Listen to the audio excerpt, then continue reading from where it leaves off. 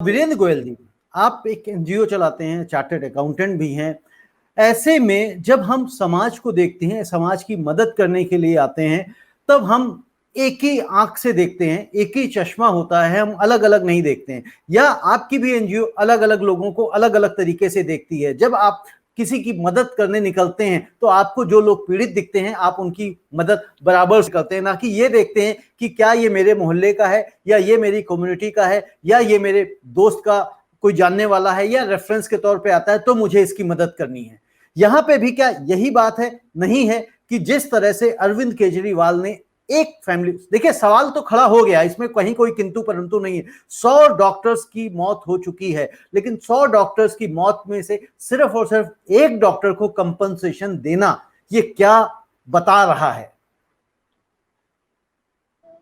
रविंद्र जी, आपके सवालों को और आज की बहस को एक इसकी पृष्ठभूमि सही करते हुए मैं कुछ बातें कहना चाहूंगा। अभी मैं अपनी एनजीओ के बारे में बाद में बताऊंगा कि हम क्या करते हैं, हमारा दृष्टिकोण क्या है।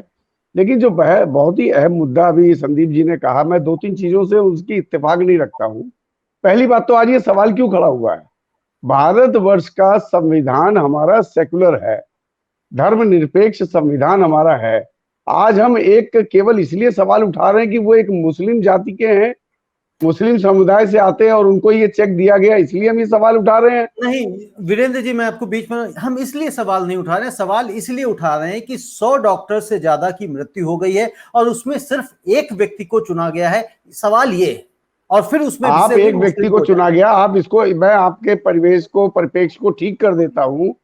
एक चेक भारतवर्ष के नागरिक को दिया गया है, एक मदद जो है भारतवर्ष के, क्या ये भारतवर्ष के नागरिक नहीं है जो इस पे सवाल खड़ा किया जा रहा है? केवल इसलिए ये इत्तेफाक हो सकता है। तो कहीं तो शुरुआत होगी, कहीं तो हमको शुरुआत करना ही पड़ेगा। और रविंद्र जी, जब सवाल उठते हैं राजनीति का, तो मैं एक बात से तो संदीप जी की बिल्कुल सहमत हूं कि ये विशुद्ध राजनीति है। लेकिन सवाल इस बात का, यहां पर मेरा एक सवाल है कि जो एक राजनीतिक पार्टी है वो राजनीति नहीं करेगी तो क्या भजन कीर्तन करेगी? क्या करेगी वो? इसमें राजनीति का क्या सवाल है? आज अगर इस पे प्रश्न उठ रहे हैं तो मैं आपको पिछले हफ्ते की 2 घटनाओं पे आपका ध्यान दिलाना चाहता हूं कि देश का प्रधानमंत्री पूरे देश का होता है रविंद्र जी। जब तूफान आया तो कहते हैं, तो वो केरला में भी आया, वो महाराष्ट्र में भी आया और वो गुजरात में भी आया। तो क्या ये प्रधानमंत्री केवल गुजरात के प्रधानमंत्री थे जो गुजरात का दौरा करके आए और 1000 करोड़ रुपए दे आए? क्या ये हमारा टैक्स पेयर का पैसा नहीं था? क्या उनकी पर्सनल जायदाद थी जो वो दे आए? तो सवाल तो बहुत खड़े होंगे। दूसरी बात, आज जब हमारे देश में त्राहिमाम हो गया केवल इलेक्शंस की वजह से, आपने अपने शुरुआती उद्बोधन में भी कहा कि इन चुनाव के कारण जो दूसरी लहर की भयावहता है वो पैदा हुई। तो जिस समय हमारे प्रधानमंत्री जी, जब वो उत्तर प्रदेश के वाराणसी के कुछ लोगों से बातचीत कर रहे थे, वो भावुक हो गए और वहां पे उन्होंने आंसू बहाए। तो मैं जानना चाहता हूं, क्या भारतवर्ष के लोग और बाकी प्रदेशों के, बनारस के अलावा कोई बातें नहीं हुई क्या? क्या खाली बनारस के लोगों से ही हमारे प्रधानमंत्री को सिंपैथी है क्या, केवल इसलिए कि वो उनका कार्य क्षेत्र है? तो आज सवाल इस बात का है, जब पूरे देश में लाखों आदमी की मौतें हो गई, तब हमारे प्रधानमंत्री ने एक बार भी अपने आंसू नहीं बहाए। और केवल क्षेत्र विशेष से तो राजनीति तो हर आदमी कर रहा है। अब मैं समझता हूं कि अगर हम इस दृष्टि से देखते हैं तो अगर केजरीवाल जी ने जो किया वो गलत क्या किया? दूसरी बात, वो एक्सपेंशन करना चाहते तो राजनीति पार्टी तो एक्सपेंशन करेगी ना, उसमें गलत क्या है? आज क्या भारतीय जनता पार्टी 2 सीटों से 303 सीटों पे आई, तो उसमें क्या कोई गलत हुआ? किसी ने चैलेंज नहीं करा।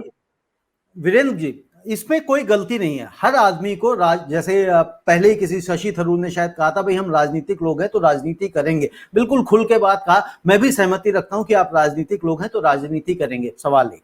दूसरी, आपने कहा एक्सपेंशन कर रहे हैं तो उसमें गलती क्या? बिल्कुल कोई गलती नहीं, उनको एक्सपेंशन करना चाहिए, वो सारी की सारी राज्यों में चुनाव लड़ना चाहिए, कहीं कोई इसमें क्वेश्चन नहीं है, ऑब्जेक्शन नहीं है।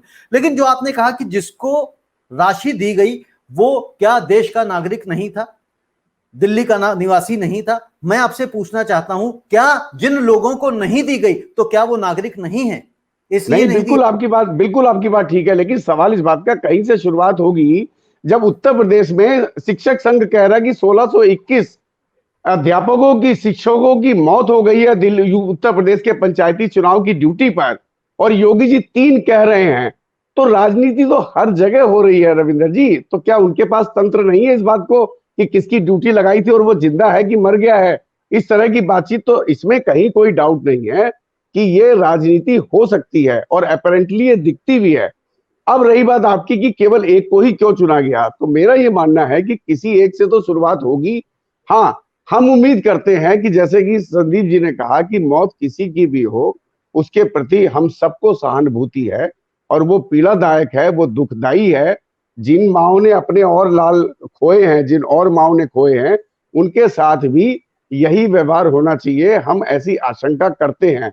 लेकिन मैं समझता हूं कि आज की डेट में ये सवाल, इसको राजनीति है या नहीं है उस पर चर्चा करना, तो कुछ ऑब्वियस सवाल है, उस पर चर्चा करने की जरूरत तो मेरे ख्याल से नहीं होती है। नहीं, और अगर ये बात है, एक मिनट एक मिनट एक मिनट, मेरी बात पूरी कर ले दीजिए।